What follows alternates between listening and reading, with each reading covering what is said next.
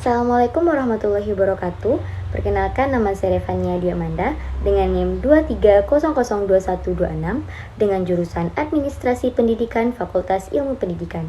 Baiklah, kali ini saya akan menganalisis video yang telah dibagikan oleh dosen pengampu saya, Bapak Dr. Hanif Al-Kadri, MPD, dengan mata kuliah Komunikasi Organisasi dengan materi Komunikasi Internal dalam Organisasi.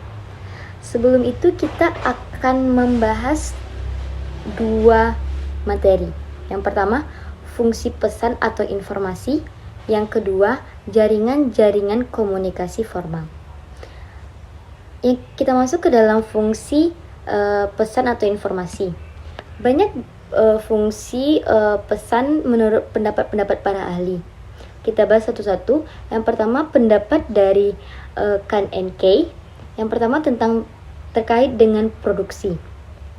Yang kedua, terkait dengan pemeliharaan. Yang ketiga, terkait dengan penerimaan. Dan yang keempat, terkait dengan pengelolaan. Selanjutnya, pendapat dari Reading memiliki 3 alasan pengiriman pesan. Yang pertama ialah pelaksanaan tugas. Yang kedua, untuk pemeliharaan. Dan yang ketiga, untuk manusia. Selanjutnya, menurut Thayer, yang pertama memberikan informasi.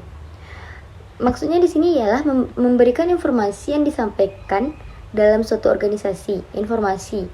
Yang kedua, tujuannya untuk membujuk. Maksudnya ialah untuk membujuk, menyebut seseorang atau lembaga melakukan sesuatu apa yang diinginkan.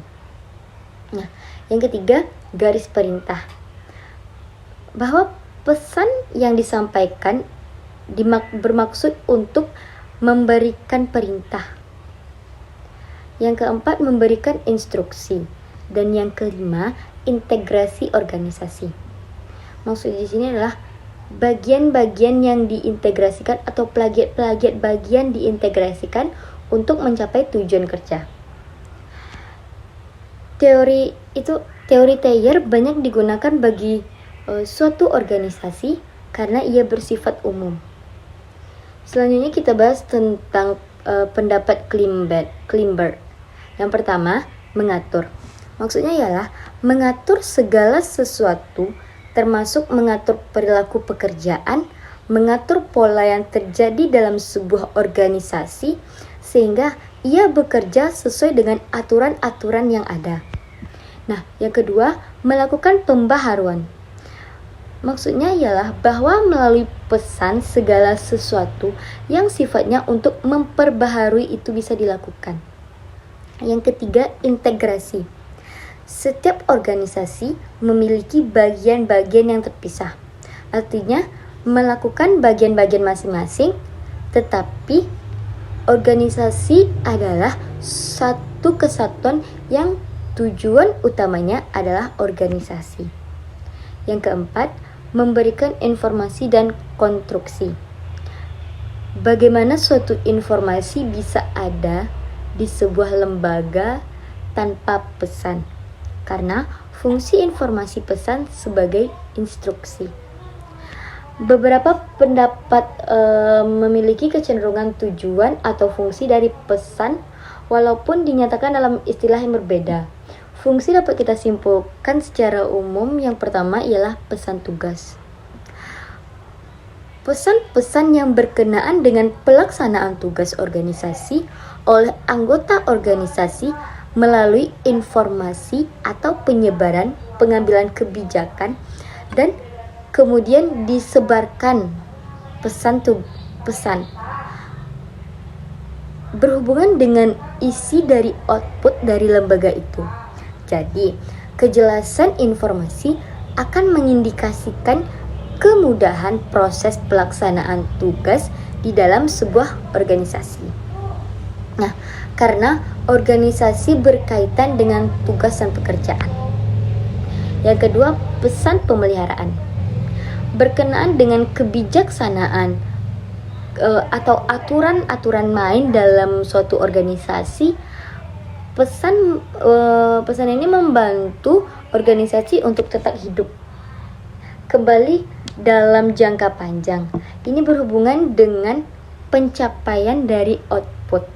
Jadi bagaimana informasi berkembang itu diharapkan mampu menjaga ritme proses komunikasi yang terjadi di antara manusia atau SDM di sebuah lembaga atau suatu organisasi. Yang ketiga, kemanusiaan.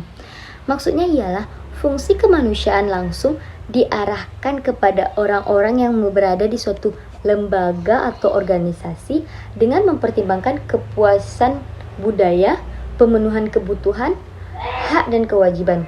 Contohnya, ketika seseorang rajin bekerja, seorang bergiat bersungguh-sungguh dalam pekerjaannya, ia akan mendapatkan reward dari suatu pekerjaan yang dijalaninya. Yang keempat ialah pembaharuan. Maksudnya ialah menjadikan organisasi dapat menyesuaikan diri dengan berbagai pembaharuan atau perubahan yang terjadi di dalam lingkungannya.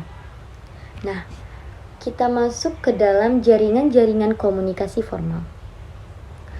Formal ialah saluran yang ditentukan oleh struktur yang telah direncanakan secara legal dalam organisasi. Jaringan-jaringan itu yang pertama ialah komunikasi kepada bawahan. Ini sesuai dengan aliran atau hierarki. Berarti dari pemimpin kepada bawahan, dari atasan kepada bawahan. Alur pesan yang mengalirnya suatu komunikasi dari pimpinan kepada bawahan. Nah, pesan yang disampaikan atau perintah lebih terkoordinasi. Nah, pendapat Lewis mengatakan untuk menyampaikan suatu tujuan untuk mengubah sikap, pendapat dalam menghilangkan rasa ketakutan dan kecurigaan yang timbul serta mempersiapkan anggota untuk menyesuaikan diri dengan perubahan lingkungan. Pada komunikasi atasan dengan bawahan ini memiliki beberapa tipe. Yang pertama, tipenya yaitu instruksi tugas. Pesan yang disampaikan kepada bawahan mengenai apa yang diharapkan pimpinan, hubungannya untuk membuat tugas-tugas sederhana yang hanya mengedepankan atau melihat keterampilan dan pengalaman. Yang kedua ialah rasional pekerjaan. Pesan yang menjelaskan tentang tujuan dari aktivitas dan kaitan aktivitas dengan aktivitas yang lainnya dalam suatu organisasi atau objektivitas organisasi. Yang ketiga, ideologi. Peluasan dari pesan-pesan rasional. Ideologi mencari antusiasme dari anggota-anggota organisasi untuk mendapatkan loyalitas, moral kerja, dan motivasi mereka dalam bekerja. Selanjutnya ialah formasi. Memperkenalkan bawahan dengan praktek-praktek organisasi, aturan-aturan organisasi, kebiasaan-kebiasaan dalam suatu organisasi. Yang terakhir ialah balikan. Maksudnya ialah informasi mengenai ketetapan individu dalam melakukan pekerjaannya. Selanjutnya ialah komunikasi ke atas, dari bawah ke atas.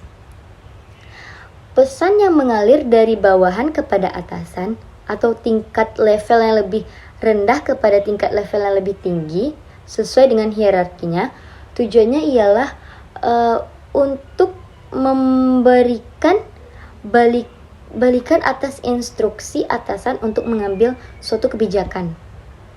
Nah, ada pendapat seorang para ahli, yaitu pendapat dari Goldberg.